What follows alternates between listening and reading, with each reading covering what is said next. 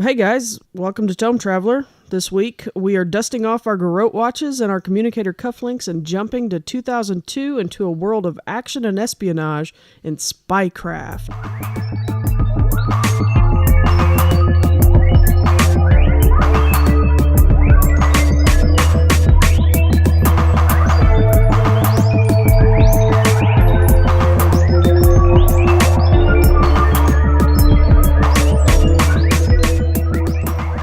I love this series. This is probably one of my favorite series. It is a D20 game, but there's something about it that just captures so much for me. Now, I love spy stuff in general. It's probably one of my favorite genres of film. Yeah, I tend to say that it's one of my favorite genres in film and television, but I have never watched an entire Bond movie. For some reason, he does not interest me whatsoever. So I always kind of shy away from saying that spy stuff is my favorite because I don't watch James Bond. But I don't think that's so bad because, James Bond is the quintessential, if you go back to the Sean Connery age, it's the quintessential schlocky kind of spy stuff. You then have I consider Pierce Brosnan and on to be the new generation of James Bond because they went a little less schlocky and went towards a lot more action. And I think there's room for both those in that. But there's so many things. And I also consider heist movies and things of that nature to somewhat be espionage because a lot of the same skills are used. Right, I do enjoy stuff like that. Ocean's 11 is one of my favorites. And so, I think of Sterling Archer from the TV show Archer. I mean, granted, not PG-13, but it is one that we really enjoy. Oh yeah, but it's spy, but it is kind of more of a slapstick kind of comedy situational. Yeah. Ocean's 11, you mentioned, right? You're a huge fan of. As far as movies go, I really like. I think the first spy movie that I ever bought with my own money was Spy Games with Robert Redford and Brad Pitt. And then we've been watching on television. We've been watching, on Netflix, we've been streaming a lot of Blacklist, which is FBI based, but it deals with a lot of espionage type groups and individuals. And there is a spy presence in there. I liked Chuck, which was a goofy spy comedy that also dealt with government agencies being involved in that. But no, anything like that, I threw in What's Up, Tiger Lily, because that was probably one of the first spy movies that I'd ever seen, even though it was a Woody Allen parody of a Japanese spy movie. But What's Up, Tiger Lily is one of my favorite, because culinary espionage is real, folks, and it's very serious. Given an idea really quick of when this came out, so it's 2002, and this is The Axis of Evil, is coined by President Bush. Yeah, we're looking at just a few months after 9/11, so the world was kind of in a very tumultuous period, and at least not the world necessarily, I guess, but America specifically. Yeah, well, it definitely set up pretty much global politics, since then have been affected by it. The United States invaded Afghanistan in a war that is still being fought today, almost 16 years later. Obviously, Alderac Entertainment Group released Spycraft. Which I didn't know that was what AEG stood for. I've seen the AEG moniker and logo on so many things, many board games. In fact, I see right on a board game right there on our shelves, but I did not know that that's what it stood for. Every time I see Alderac Entertainment Group, because I have seen that listed other places, for some reason my brain associates it incorrectly with Star Wars because of Alderaan. Yeah, no, and that's what I always immediately envision in my head. I honestly think that's probably why they went to just putting AEG as their logo, because that's what I thought when I first saw it. I was like, Alderac, Alderaan, Alder. Yeah, there's got to be a story there. Got to be a story there. But yeah, no, I am a huge fan of theirs, and obviously they are known for their board games nowadays, but they were involved in the release of several competing and really, in my opinion, strong RPGs.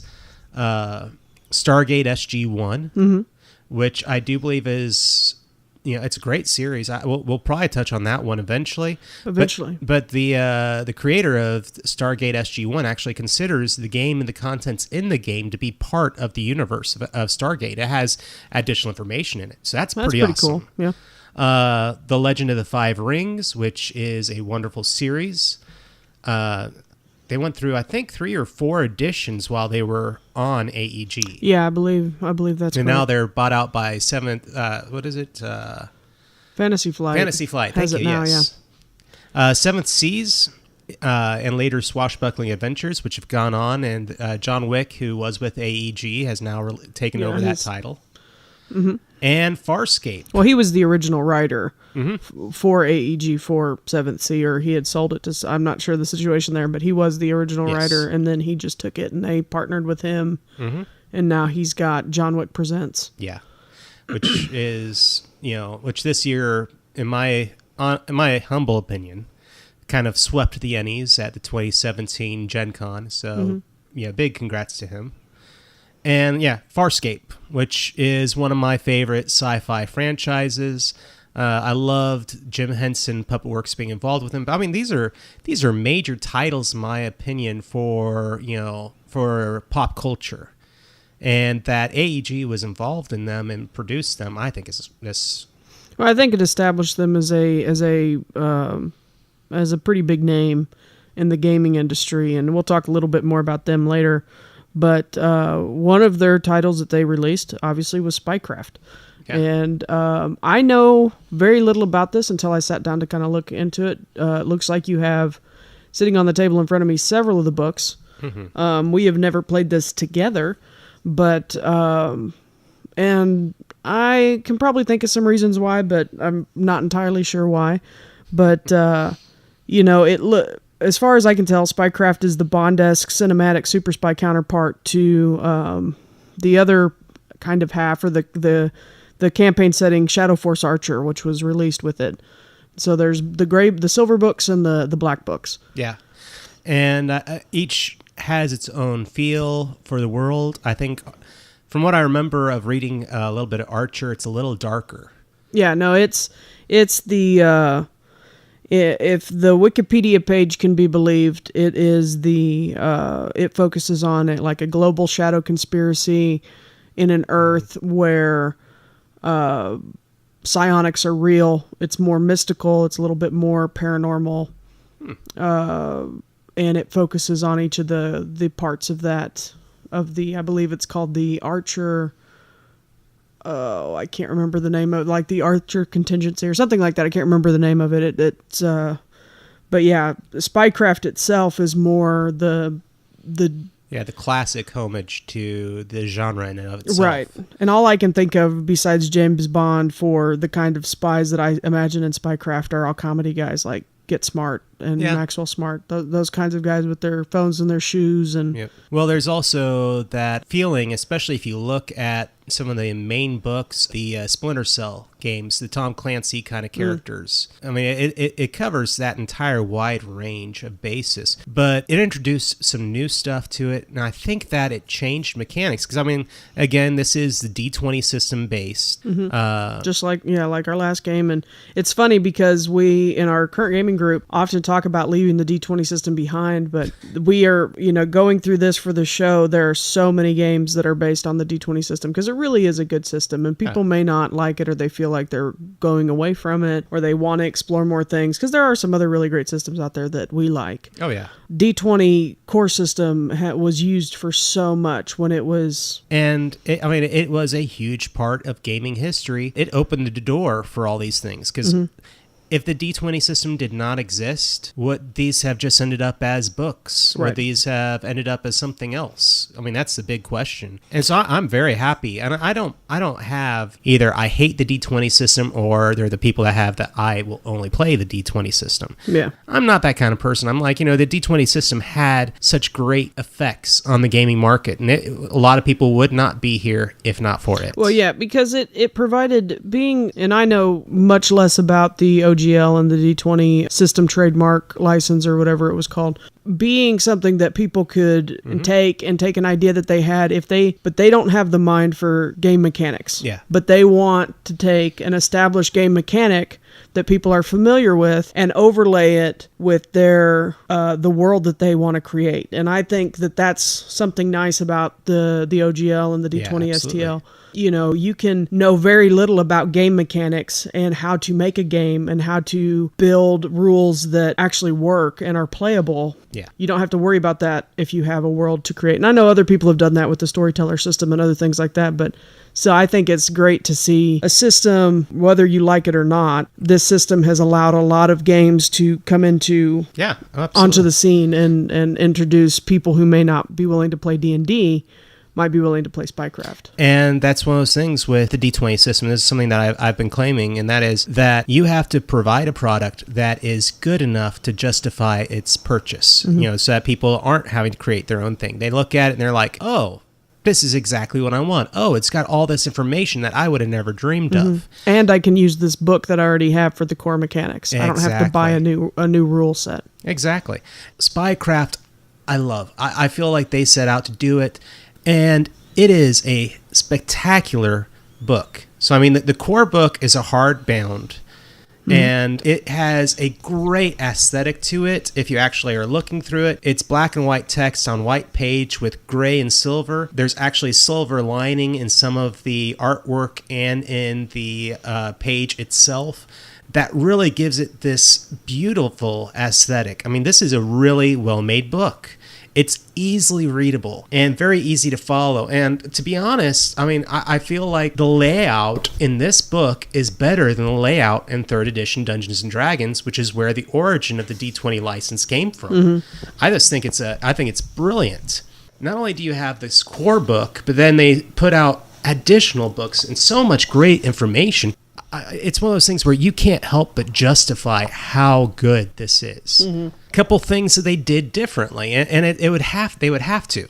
First and foremost, there's the race aspect. In Player's Handbook for Dungeons and Dragons, there are core races that the players take upon themselves: elves, dwarves, whatever. Now they have kind of pulled that out of this because this is based a little bit more on real world to some extent. This is supposed to be Earth, it's not a fantasy setting. I mean, there are fantastical elements to the setting, but in reality, this is supposed to be humans dealing with global and foreign power. Absolutely. And so that mechanic of race has gone away, and instead what they did is they put departments in there. I like this because the way it interplays with class.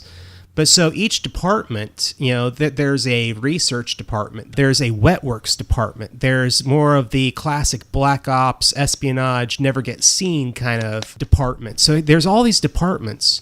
And then you have your classes, which are things such as, enforcer, the wheelman, all these other things. Right. And so I feel like all of a sudden, wow, I can be a wheelman, but instead of just being the guy out working for Black Ops or something, I'm working for the secret division that puts into play new powers and new equipment. So I'm kind of like a test driver. Right. And so I think, there's endless possibility in this game where Dungeons and Dragons, there are iconics. I mean, you open up the book and you can't help but say the elves are rangers. Yeah. The gnomes are going to be spellcasters. The dwarves are either, they're going to be craftsmen with their big hammers, and they're going to be decked out in armor as a cleric, paladin, or warrior, whatever. And so in that, in Dungeons and Dragons, there's this element that is always kind of in the background, but in Spycraft, you are opened up into a world of endless possibility, in my opinion. Right. Other things, I mean, obviously, modern skills. Yeah, computers, electronics, things like that. And defense is a new mechanic in this, which I love because all of a sudden, getting hit no longer is about what kind of armor or what armor you're not wearing. It's all about class level and other things. Right. A chase element, which is obviously a big part. Every spy movie or heist movie. I just thinking of, I think the Italian Job. Yeah, absolutely. Has a famous car chase in it. My favorite car chase, Ronin. But yeah, so there is. Yeah, I read that there was a high-speed chase system, and which was later adopted by White Wolf for Eonverse. Yep. And wounds and vitality, which is an alternate to hit points all of a sudden. There's this thing that is kind of the bullets grazing you versus the bullets hitting you. Right. The last thing, which is something that, a lot of people are thinking, oh, this is a new mechanic in gaming, action dice. Right now, in games that are coming out now, there are dice and other things that you can add to your roll that people are just like, oh, this is so cool. So I'm going to spend this point and I'm going to get another dice and I'm going to roll it and it's going to add to my roll. And in Spycraft, they did that with action dice. So that's like, this is almost 10, 15 years before the current mechanic that is right now the big craze. Right, yeah, I know Dead of Winter uses action dice. Every die is an action die in some of the board games that we have, but games like Star Trek, here's a coin or here's a dice, and I'm going to use it to add to it. Okay, so like a momentum or a determination situation. Yeah, I mean, this is very similar. I mean, it's a set pool that you're either adding or subtracting from and having the opportunity to do these cool things. Right, okay, yep. So it's almost kind of like inspiration in D&D. Yeah, a little bit. Somebody is able to give you a die to add to a certain check. So. Yeah. And so, but it is a very select pool, and it's a pool your character has. Right, and it regenerates each session, not like day in game. Now, the other interesting thing about Spycraft, the first book, is that you will open it up and you will not find money. You're not going to be able to open it up and look at prices for what it is to purchase something. Right. Instead, what they have in the game is called gear points. And gear points are based on your level, how good of you did on previous missions. All these things come together to create your gear points, and you take those gear points and then you have the opportunity to get all the gear you want. So whatever guns you're going into combat with, what neat little toys that you have, all these things are done with the gear point system. Now, and it makes sense because, quite frankly, we can go on the internet and look up whatever the cost is of something, or if you're trying to buy a briefcase, you have a general idea of what it costs to buy a briefcase or get a suit of good clothes or whatever. I mean, it's based in this world. Yeah. So there is that element. But I think that is very creative and new, and it's very enjoyable. The first edition came out, and then second edition came out.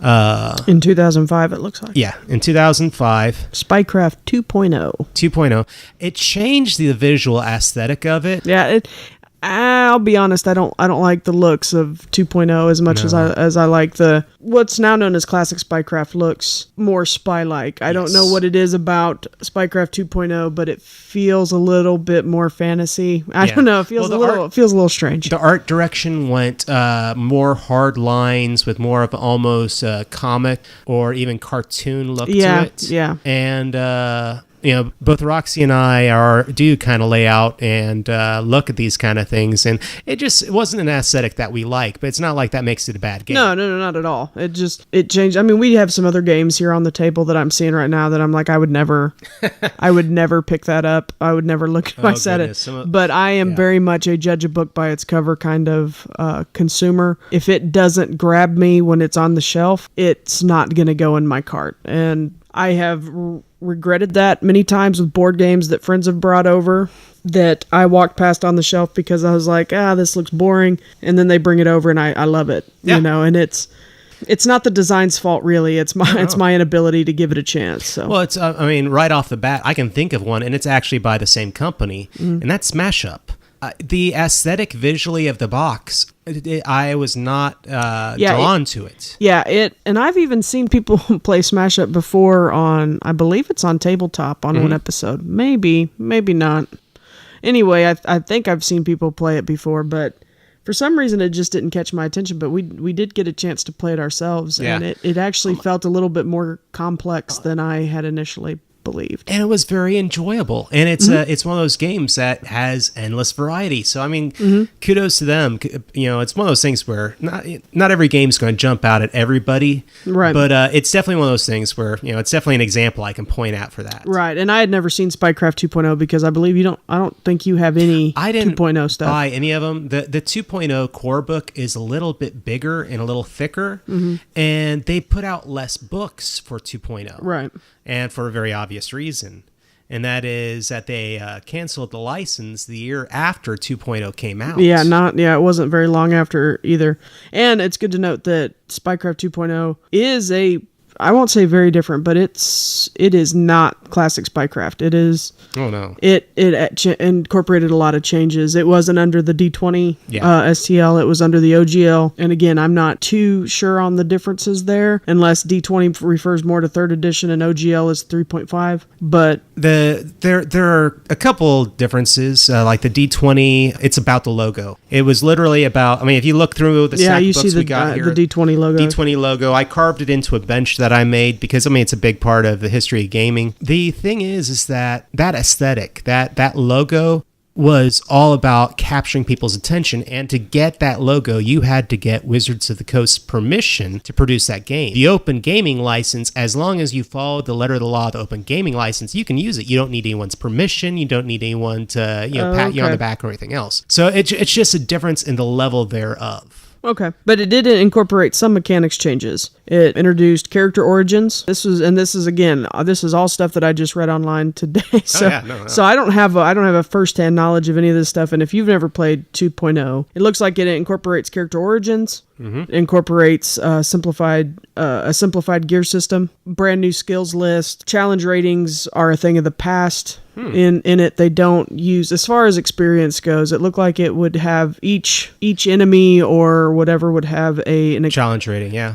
It wouldn't have a challenge rating anymore, and now it has just like an experience total. See, that's interesting, because I actually liked the challenge rating in Spycraft 1, and it's something that I think, for players like me, just jumps out at you, because there is actually a write-up in there for dealing with enemies non-violent. Mm-hmm. There is even a XP award for turning an enemy to your side without fighting them. Oh, wow. And I'm just like, wow, that's something you don't see. Yeah. Usually that's, GMs have to kind of make that up off the top of their head and say, well, you did this, so here I'm throwing you a bone. Yep. But this actually has a table, to figure out the math, based on the challenge rating of the character that you just converted. Okay, very cool.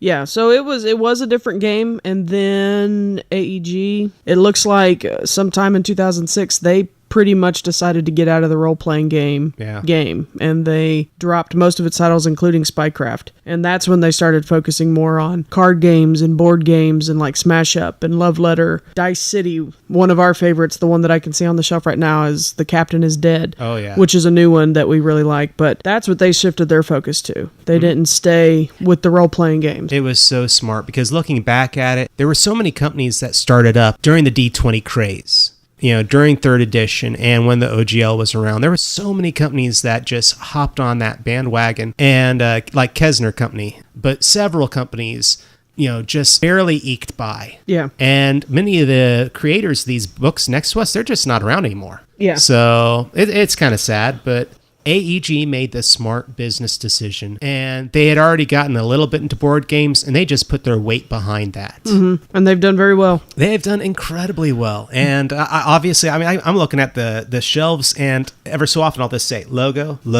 Yeah, there they are again, Yeah. And it's one thing where they made a decision to go away from it, but they didn't just let those properties die, which is something that I can respect and appreciate as a consumer, because there are other companies that will take a creative property to the grave, and they won't let anybody do anything else with it. Goodness, yeah. It's, fans of the properties are going, come on, please let somebody do something with this. One of those things that I mentioned in our last show is Mass Effect. I feel like BioWare is going to cling to Mass Effect until it dies, and I'm just like, please let me have something else. If you're not going to do anything with it, let somebody else do something with it. But that's for another show, another time. But yeah, they ended up letting Spycraft go to the co-authors of Spycraft 2.0, who left AEG and formed Crafty Games. Which I love it. I feel like it's a nod both to the product and to the fans for the community that formed around Spycraft. Mm-hmm. Their big game afterwards was Fantasy Craft, which is again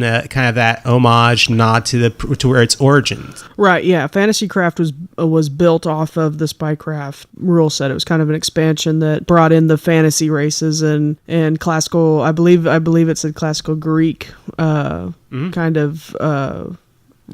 Non-human races. And It had a similar art inspiration to it. I've actually seen it when it came out. There were several companies tried to hop on the, when 4th edition came out for Dungeons and Dragons, several companies tried to put out their own take on a fantasy role-playing system. Right. There is obviously Paizo that did their huge mega blockbuster Pathfinder. There was Dungeons and Dragons 4th edition, and there was Fantasycraft, and there were a couple others that were a little bit smaller, but Fantasycraft actually did really well. Okay. It won a few Ennies when it came out and has a very strong following still. Okay. But one of the things that I think really sets apart Crafty Games is that they have pretty much gone directly into the digital market. They are all about PDFs and purchasing online. They kept Spycraft alive primarily through PDF releases. There were some print releases, but most of it is PDF releases, and we'll talk a little bit more about that for those of you that might be interested in playing Spycraft that haven't seen it at your FLGS but are interested in getting your hands on some of the stuff. But before we get to that, the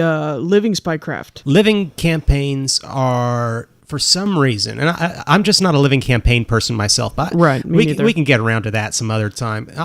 There are people who love it, and one of our local game stores, they have an extremely strong living campaign core group that moves from living campaign to living campaign. Now, this would be like Pathfinder Society? Yeah, this is Pathfinder Society. Adventures Guild and things like that? Okay. Exactly.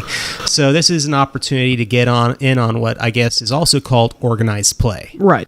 So, and I know that when we went to Gen Con, there was an entire room that was literally Pathfinder Society, and it was massive. It was a huge hall dedicated to tables of their living campaign and their Pathfinder Society. And maybe even Starfinder Society now. Yeah, they have actually started that up, and they actually had games there being ran for it. We just didn't sign up for it because we were doing other things. Yeah.